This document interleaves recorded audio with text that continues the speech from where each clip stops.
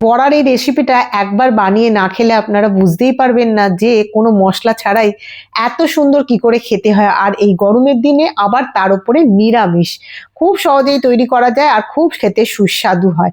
নমস্কার বন্ধুরা, welcome to my জিমাস kitchen. চলুন আমি আজকে কিভাবে করছি সেটা আপনাদের সঙ্গে শেয়ার করছি। একটা বড় কাপের 1 কাপ মটর ডাল আমি ভালো করে ধুয়ে ভিজিয়ে রেখেছিলাম।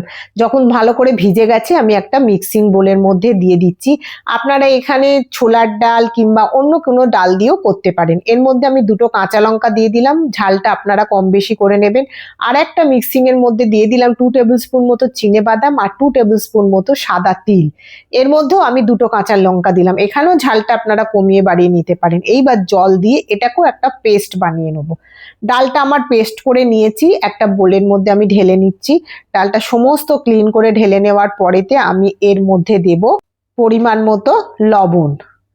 লবণ দেওয়ার পরে আমি দেব 1/4 টিস্পুন মতো আজওয়াইন, আর দেবো অল্প একটু হিং। এই আজওয়াইন আর হিংয়ের জন্য আপনাদের হজমেরও কোনো প্রবলেম হবে না। যেহেতু এটা এমনিই করব, কোনো ছাঁকা তেলে ভাজাভাজির কোনো সিন নেই, তখন তো কোনো প্রশ্নই উঠছে না। এইবার একটা ফ্রাইং প্যান আমি ভালো করে গরম করে নিয়ে 1 টিস্পুন মতো সর্ষের তেল দিয়ে দিলাম।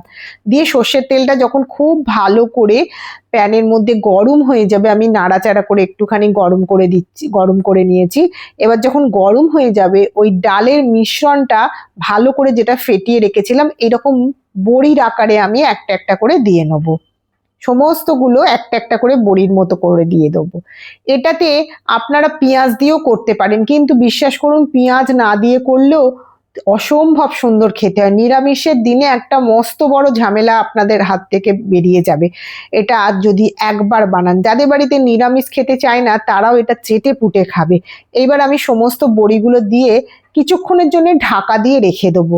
কয়েক মিনিট ঢাকা দেওয়ার পর আমি খুলে দিয়েছি। এইবার হাত দিয়ে ওপরে দেখুন, হাতে কিন্তু লাগছে না, আমার বড়িগুলো কিন্তু হয়ে গেছে আর তলা থেকে ছেড়েও দিচ্ছে। এই তেলেতেই আমি পুরো বড়াগুলো তৈরি করে নেবো। হয়ে গেছে, আমি একটু নাড়াচাড়া করে দিচ্ছি, উল্টানোর কোনো প্রশ্নই নেই। এইভাবে একটু নাড়াচাড়া করে দিয়ে আমি এগুলোকে একটা একটা করে একটা পাত্রের মধ্যে সমস্তগুলো উঠিয়ে নেবো। পেছনটাও দেখছেন কত সুন্দর ভাজা হয়ে গেছে। এবার অন্য একটা পাত্রের মধ্যে আমি 2 টেবিল স্পুন মতো সর্ষের তেল দিয়ে দিচ্ছি। সর্ষের তেলটা খুব ভালো করে যখন গরম হয়ে যাবে তখন ওর মধ্যে 1/2 টিস্পুন মতো কালো জিরে দিলাম। কালো জিরে দিয়েও একটু নাড়াচাড়া করব। যখন দেখবেন একটা সুন্দর গন্ধ বেরাচ্ছে তখন আমি এর মধ্যে 2টো মিডিয়াম সাইজের টমেটোকে সিডগুলো ফেলে দিয়ে কিউব মতো করে কেটে নিয়েছিলাম, 4 টুকরো করে 8 টুকরো করে নিয়েছিলাম।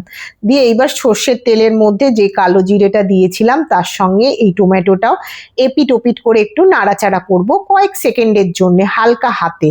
যখন দেখবেন কয়েক সেকেন্ড নাড়াচাড়া করার পরেতে একটুখানি নরম মতো হয়ে গেছে তখন এর মধ্যে আমি ওই বড়াগুলো দিয়ে দিলাম। দিয়ে বড়াগুলো খুব হালকা হাতে নাড়াচাড়া করে নেবো। একটু এদিক ওদিক করে নাড়াচাড়া করবো। কিন্তু এখানে কোনো ভাজাভাজির কোনো সিনই নেই। এটা আপনারা ঝটপট বানিয়ে ফেলতে পারেন যদি হাতে সময় না থাকে। আগে থেকে ডালটা বেটে রাখবেন আর কয়েক মিনিটের মধ্যে এই রান্নাটা করে নিতে পারবেন। বাড়িতে কোনো অতিথি এলেও আপনারা করে খাওয়াতে পারবেন, দেখবেন খুব সুন্দর খেতে হয়। বাদাম আর তিলটাকে আমি জল দিয়ে বেটেছিলাম, বেটে একটুখানি জল মিশিয়ে পাতলা করে নিয়েছিলাম। এবার ওইটাও ঢেলে দিলাম। এবার মিক্সির জারটা ধুয়ে আরো কিছুটা জল এবার এর মধ্যে ঢেলে দিলাম। দিয়ে ওপর থেকে পরিমাণ মতো লবণ দিয়ে দিলাম, যেহেতু এখানে লবণ ব্যবহার করিনি। যারা নিরামিষ খেতে পছন্দ করে না তারাও চেটে পুটে খেয়ে নেবে। লবণটা আমি ভালো করে একটুখানি সমস্ত ঝোলের সঙ্গে মিশিয়ে দিচ্ছি। একটু ভালো করে যখন দেখবেন ফুটে উঠেছে তখন আমি এইটাতে একটা চাপা দিয়ে দেবো।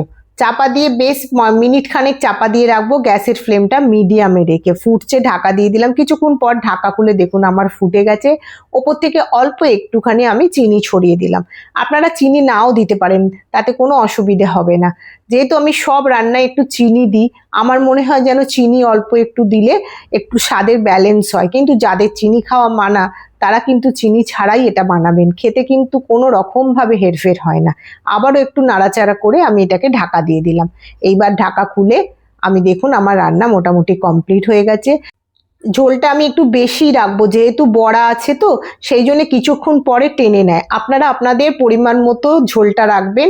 যদি একদম শুকনো খেতে চান তো জলটা মারিয়ে দেবেন, অটোমেটিকই কমে যাবে। আমি ওপর থেকে 1 টেবিল স্পুন মতো সর্ষের তেল ছড়িয়ে দিলাম। কাঁচা সর্ষের তেলটা দিলে একটা সুন্দর গন্ধ হয়। আর 2-3টে চেরা কাঁচা লঙ্কা দিয়ে দিলাম। যেহেতু কোনো মশলাই পড়েনি, কিন্তু খেতে অসাধারণ হয়।